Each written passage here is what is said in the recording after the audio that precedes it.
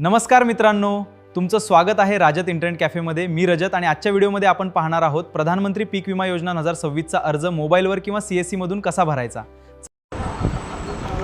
सर्वप्रथम न्यू टॅबमध्ये जायचं.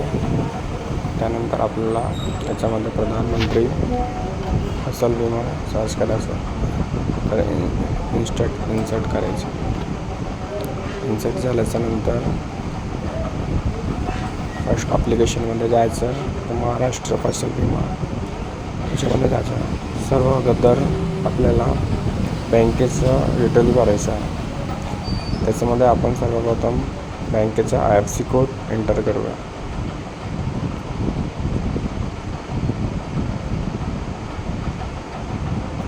बँकेचा IFSC कोड आपण आता एंटर करत आहे.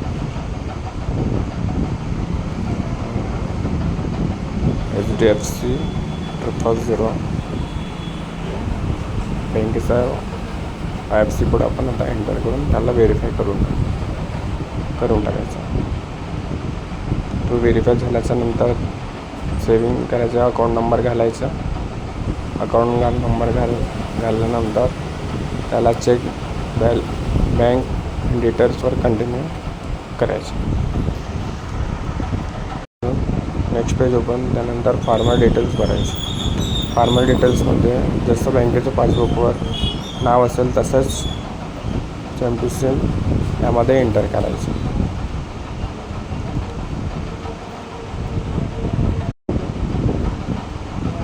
त्यानंतर आधार नंबर व्हेरीफाय करून घ्यायचा.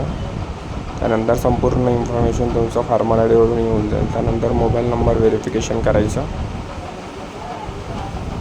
त्यानंतर तुम्हाला दिसून जाईल मेल कॅटेगरी कोणती आहे, फार्मर कॅटेगरी काय आहे, शेती स्मॉल आहे की बिग आहे, हे सगळ्या गोष्टी चेक करून भरून घ्यायचे. मोबाईल नंबर OTP घेऊन व्हेरिफिकेशन करून टाकायचं. आपलं जिथं जमीन आहे तिचा ॲड्रेस घालून टाकायचा. जर नॉमिनी असेल तर द्यायचं, नाही दिलं तरी चालते आणि सेव्ह अँड कंटिन्यू नेक्स्ट करायचं. त्यानंतर आपल्याला शेतीची माहिती घालायची आहे. त्यानंतर सर्वप्रथम आपल्याला महाराष्ट्र स्टेट निवडायचं आहे. त्याच्यानंतर डिस्ट्रिक्ट, त्याच्यानंतर तालुका, त्याच्यानंतर आपला ज्या एरियामध्ये आपली जमीन आहे तो रेव्हन्यू सर्कल निवडायचा आहे. त्या एरियामधलं आपला ग्रामपंचायत निवडायचं आहे.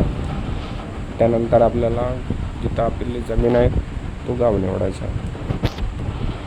तर आता आपण जमिनीची तपशील भरायची आहे. सर्वप्रथम आपण